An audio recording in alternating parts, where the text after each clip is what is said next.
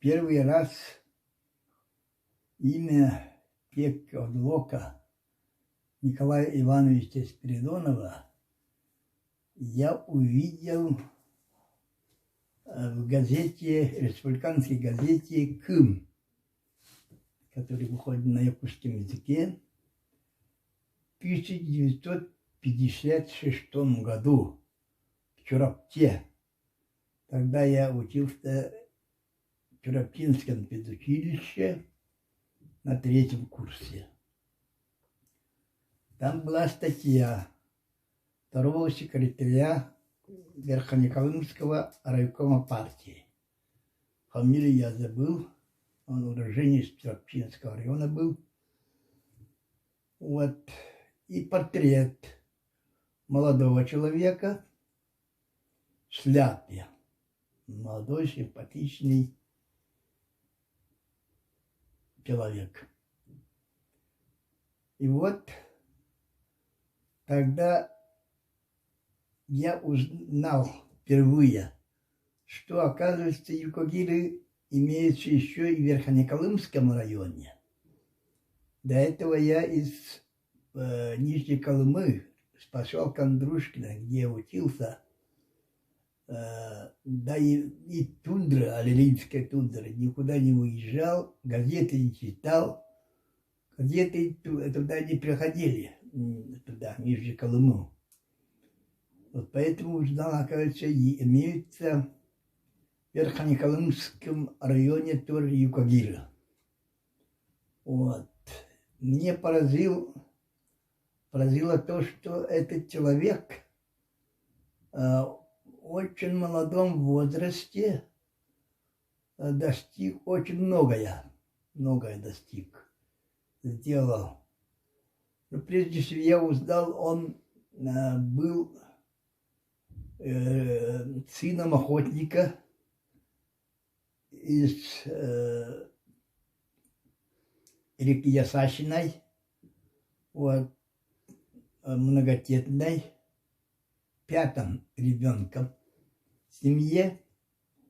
И они, особенно зимой, они голодали, потому что отец, нечем было охотиться даже на лося. Зимой-то они охотники были, а у них не держали дома, у них стада оленей не было. Летом им хорошо было, конечно, они рыбачили, ловили рыбу. Вот. А зимой надо было охотиться на лося и так прокормить себя. И, ну, конечно, шилки ставили на крупалку. Он родился в 1906 году. Вот. И 5-м ребенком в семье. И в своей биографии он, оказывается, написал, что его старший брат и старшая сестра, чуть повзрослев, ну, подростки, в подростковом возрасте, начали помогать отцу на рыбалке и там на охоте тоже. Но вдруг, несчастью, осенью они во время рыбалки, ну, зашли в лед, где еще не окрепший лед был, оказывается, и там они утонули и погибли. И тогда стали жить, у них еще хуже стало, оказывается. И его один более богатый человек, он был из города Среднеколымск, он взял себе, увидел это, смышленый ребенок, где-то около 10 лет ему было, и он взял его себе батраки, ну, что по дому работал, помощником был. Но у него работы, как писал Пекодлок, он работал, значит, все домашние, которые около дома, ну, бывает, да. надо возить, лес ехать, на собаках, рубить деревья сухостой, приносить, чтобы они топили. Ходил на реку Колыму, прорубь, каждый день таскал воду и так далее. В общем, все домашние работы, как помощник батрак, он делал. За это его кормили там. Вот. И все годы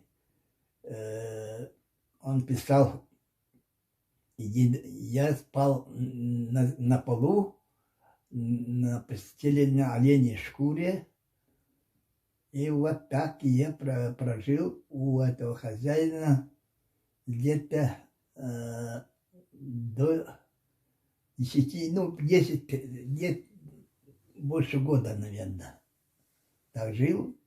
И хозяин, видя, что мальчик смышленый, отдал церковно-приходскую школу, чтобы он был его помощником, священником, что ли. Да, священником. Вот. И там он уже встретил,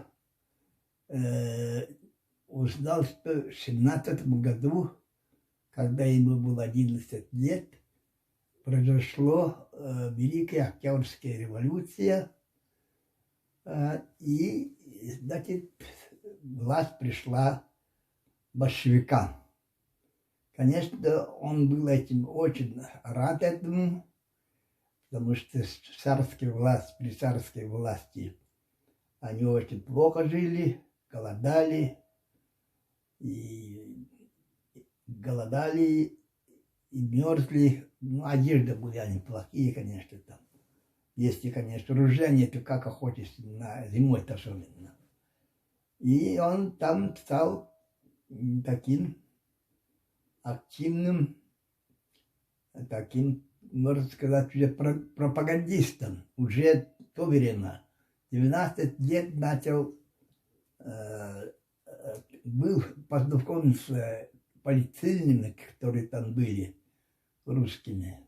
Русские полицейные из Москвы. Вот. И он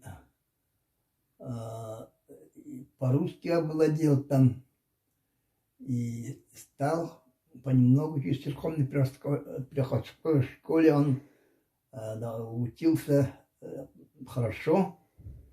И после этого началась гражданская война в Якутии.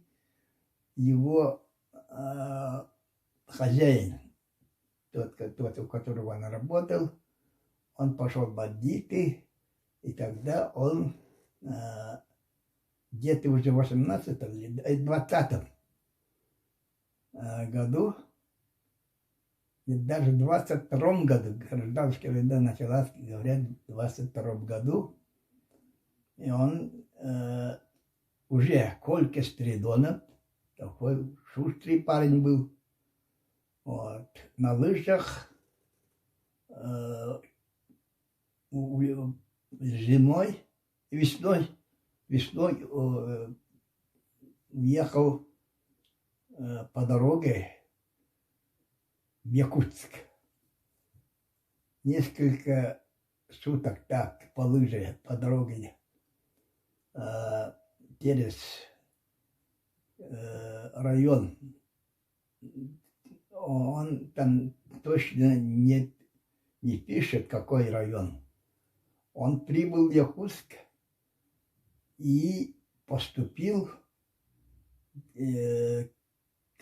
наверное, не знаю, где-то 18, уже ему было 18 или 18 лет.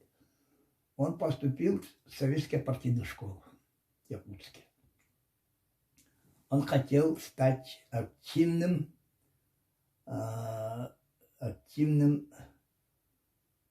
человеком, коммунистом, чтобы укреплять советские власти. Это уже его жена Ольга Александровна меня рассказывала, в этом. И я от народного поэта Якутии Куднюк-Растырова Владимира Михайловича Новикова узнал. Он тоже, это Владимир Михайлович, тогда в советской партийной школе учился. У нас там в этой школе было два активных молодых людей, молодые. Спиридонов и Яковлев. Они читали лекции про советскую власть, про то, что принесет эта новая власть, новая жизнь.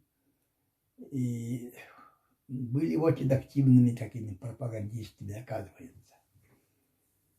Тут же он в каком-то году, точно сейчас точно не могу сказать, он и не писал, он вступает, начинает помогать работать Комитет Севера. Комитет Севера, это, который занимался, ну, его председателем Смедович, который в Ленинграде жил. И он через Комитет Севера уже поступил в Ленинградский университет уже, а там, когда учился, когда оканчивал университет, он поехал на Чукотку, организовывать Чукотский национальный округ в севере Магаданской области. Сейчас Чукотки автономные, ну, чукчи там жили в основном, и чуванцы. И вот моя жена, его Ольга Александровна, меня рассказывала, не только мне, но в моей семье. Мы были у нее в гостях несколько раз. Вот она рассказывала, все это он делал будто бы для того, чтобы узнать, как делается, что делает. Он в будущем мечтал у Юкагира создать национальный район. Национальный район такой, не национальный округ, как Чукотка. Вот. Он намечал это своему учителю Тану Багразу Владимиру Германовичу, вот это рассказывал. Кстати говоря, потом это на основе этих рассказов Тан Баграз написал поэму, роман небольшого размера «Воскресшие пленные» о юкагирах, которые в Нижней Колыме жили, где собрались юкагиры, которые жили в Верхней Колыме, Сентяне и Амнамалоне. И вот там у него есть такой, называется роман «Воскресшие пленные». Ну, вот так коротко. Он окончил. Я должен сказать здесь. Я поразился, что он везде, как жена писала потом, она специально написала уже потом, когда Пекко-Лока реабилитировали, вот, его же в 1937 году расстреляли, как японского шпиона. Ему было 32 года только. И вот я в это время я узнал, я совсем, оказывается, забыл, оказывается, в 1970 году я чуть не оказывается, я знал, конечно, тогда, но что-то я забыл. Тогда мне было 32 года тоже, в 70-м году. Тогда меня спасла мать, но в этом особый разговор. Уговорил, уже я около отдела перевозок хотел купить билет, чтобы вылететь в Якутск. Но в это время Семен меня догнал, он больной же был. Правая рука, нога не работала, но как-то приковылял, и меня остановил с горки и говорит, мама плачет. Вот. Я не хотел, мне командировка кончается, говорю. Ну ничего, зато мать говорит, что-то платит очень. Мать до этого я привел из поселка Андрушкина. Там 2 часа лета из поселка Андрушкина до Терского. Вот. И вот будто платит она. Почему он так быстро улетает? Я хотела бы хотя бы несколько дней посидеть, поговорить с своими сыновьями. Вот. У старшего мы остановили Семена, старшего брата. И будто плакал. Вот. И я вернулся, коня, ну ладно, говоришь. Наверное, по сути дадут, говорит Семен, брат старший. Мы вернулись, и мать уже так обрадовалась увидеть меня, узнав, что я не улетаю. Вот. И так, но более подробно об этом я расскажу потом, когда я о себе буду рассказывать. Вот.